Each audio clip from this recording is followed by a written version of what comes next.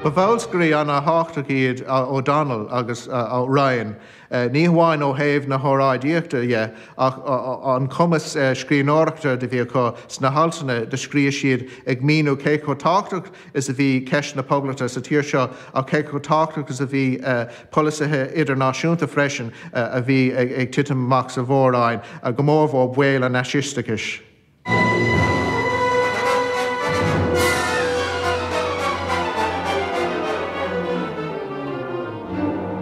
The Spanish Civil War was rooted very much in the divisions within Spanish society. People like Eugene would have in fact seen it as inevitable. On the right you had landlords, large employers, the Catholic Church, socially conservative Catholics, fascists. On the other hand you had workers, you had a liberal sort of middle class, you had agrarian peasants who were essentially landless. So Spain, in contrast to most European countries in the 1930s, was deeply divided between rich and poor.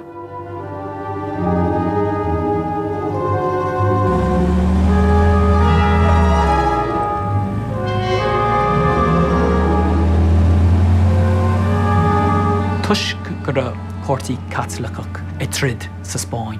Tuis go raibh ráflaí ag dul mór thimpeall in éadan faoin Cumannach agus bhí scéalta ann go raibh mrá réalta chutha chun báis. Bhí anbrú réaltas na hÉireann, rud a dhéanamh son an creidimh Cumannach sa Spáinn. Within just days of the Spanish Civil War breaking out, newspapers like the Irish Independent, which had a right-wing Catholic anti-communist slant, had made Spain really the biggest story of the time. They printed atrocity stories, some of them true because there was wide-scale killings of priests and the religious orders in Spain, but they also invented stories, and the atrocity story became a very emotive kind of feature. Bhí le gCogadh nó ambasáid ag feimú ag an Saoirstát sa Spáinn an ceannaire nó ara an le gCogadh sin fear dar a bhanam dó Leopold Kearney. Na cápéisí seo atá Kearney a chur arás chuig an rialtas, tá spáinnann sé nach bhfuil an chás comhsiimplí sin. Tá ráflaí a dul mór timpeall i Madrid, a city of rumours mar deireann sé hain. Tá éadann sa Spáinn ag an buinte seo sagart mrá rialta agus freisin tá máistris cónthe nó múntóirí príomháideach. Bhí Kearney go nádúireach i dangóháil le muintir na hÉireann sin agus nar a chuí an chás sa Spáinn in olchas. Tuisgur Cumannach na hÉireann a bhí ann go léir agus tuisgur buinteach leis an éta dheis i gáiríre mar bhí sé gobar son teilech Cumannach agus sever mar sin bhí agla orthb. Bhí fatíos an Átha Cliath freisin mar bhí ráfla eile agus crucú trí commóní I barc retiro agus éadi dearag chutha in mBaile chub. Agus mar sin deireann sé sin bhfuil elementaí fri den lachach tá si ag buint úsáid as na ráflaí sin. Mar ragra an magart fascisteachais seo ó na deachtóirí, chuaigh fear go deánach ó thíortha agsúla fud an domhan ag an Spáinn chun an Phoblachtach chosint. Agus an tain nás políochta a bhí adartha ná fuad an fascisteachas. As an eachtraí spontánach seo deascar na brigáidí idirnáisiúnta. Bhí sé ag dul in aghaidh na politiúil na hÉireann agus ag dul in aghaidh an Eagleis. Cínta dí raibh an ideolacht céine gach in a duine, ach de hiig siad cén fá bhí ann. They felt that we're getting nowhere here. Here's a democracy elected in Spain. Here's the fascists on the rise. They could see Franco straight away, another Hitler, and they said we have to do something about this, and this was something tangible. Cúigear agan fád a bhí ann, Bert Corcaíoch agus trúr Cliath. Arcaigh nua a bheith mé féin agus Bert Corcaíoch, ach bhí Seán mac Conalla agus luachchara Pháirtí Dubh ag fille an Spáinn rééis fithe scór. I gás na daoine ag go raibh bheithan na gomsa orthb, go súla Eugene, bhí si dílis don cúis an déanlathir sa Spáinn. Agus is cuiimlim ahar ará, mar dearn éine nach rá scanrair, tá sé ag sin bréga. Bhí scanrair ahar, do bé an céadúr gur imigh sé as éan féin, ní rá sé fiúháin na sasna rih sin, so ba ógánach de 5 bliain dí sé ag dul trasna sasna, ag dul trasna na Franca, ag drapadóracht th sléite piréin go dtí an Spáinn, chun trid son cúis poblach na Spáinne. Tháinig le céile sciobáil mór, timpeall Caigan ó Seasca fearr. Cumanach an méarla, hí Francais, an Idális, an Gearmánis agus teangacha eile na raithan mé á labhart. Tugadh aitheantas dúin, anón go raibh an béarla á labhart againn mar gasra éireannach. Bhí merige ar crucha os cion an gata agus is cuibann lom na focail air, ag dhító populáir, is é sin arm na naoine.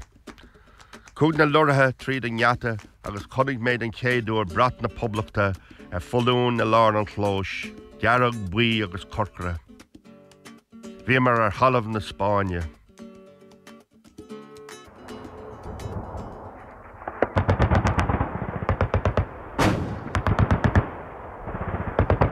What happens as the Spanish Civil War progresses is that you have a further polarisation of left and right, so that really by the late 1930s you can speak of the communism versus fascism. Bishops in pastorals had warned about communism, and here was Spain, a Catholic country, which seemed to be succumbing to communism and anti-clerical violence. So there was a very strong emotional impact, and not surprisingly, there was a revival of the Red Scares, which had occurred previously in the 1930s. And very soon there were large-scale demonstrations being led by the Irish Christian Front, and there was a huge feeling of anger at what was going on in Spain. Faoin na consaí seo an tír dágáil agus dul leis an mrigáid an náisiúnta. Ní heamháin gur cinenne mhór folaitíochta bhí an, ach bhí sé glananna an túraimíocht coitianta sa tír ag an am. Ar an taobhheileh an scéal, na háirtaí I dagraigh an General Ó Duinnín chun trid ar son Franco in aine poblachta, dag siad an tír le bannacht na haglaise agus le poiblíocht go leabhar. About 700 Irish men fought under General Ó Duinnín in the Irish Brigade, and the figures for the international brigades are much smaller, perhaps 150 to 200 members. But the difference was the Irish Brigade went all together in one unit, so quite easy to keep track of. They performed very badly in Spain, and they left, relatively quickly. Whereas communists and republicans fought for the Spanish Republic steadily between 1936 right up to late 1938. Bhí siad ag trid son an goshaointear, son an gnádaoine a rá poblachtach go raibh an poblacht sin faoi únsaí ag daoine severin na Spáinne le comhaidbrú ó Hitler agus Mussolini, agus hiic siad go raibh an fascisticus ag géirí bua-áilt sa Spáinn agus ina dhiaidh sin bua-áilt san Eorop féin, agus go gCogadh poblachtach na hÉireann cuidiú le poblacht na Spáinne sa chas sin.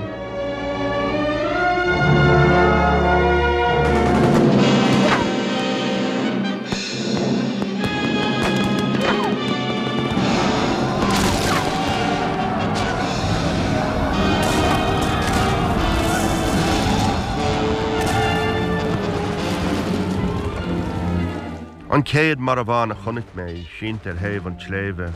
Bhí sé na lí ar a gá dhéag sínt amach aige ar an talamh. An bhaidin ribh sin, tháinig mar trasna na haban, go mar 5,000 príosúnach, agus thiúla mar níos mó ná 50,000. Ach anis bhí an náhad ag teach cutha féin, agus an tíine ag imeachtaíomh. Fuair Franco an druscéil ar an amigo ha pasada el Ebro.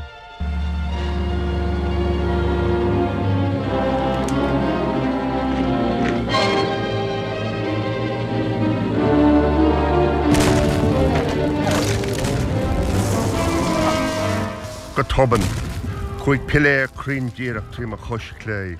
Thug sémas ó Rígáin cúnadom, dul síos go dtín Baranco ná an luchtán, chun go bhéiteach lucht leis freistal orm. Curú tornací ar mar géag, stúrú lum, ná fág an tornací níos faide ná 4 uair a chléig ar agla mórga. Bhí an cosáin síos có cruachta, gur a bhégan dom grim dagan a cynneáil an siantán agla go ditin an talamh. Dhéanna doctúr I gach éireacht an chanámh I chos a snáime ach daire an canáil lufa. Dainneán an díhil bégan dom an chos I heasc fad. Féta marrála férinne ghfuil cos lom san a bhaig.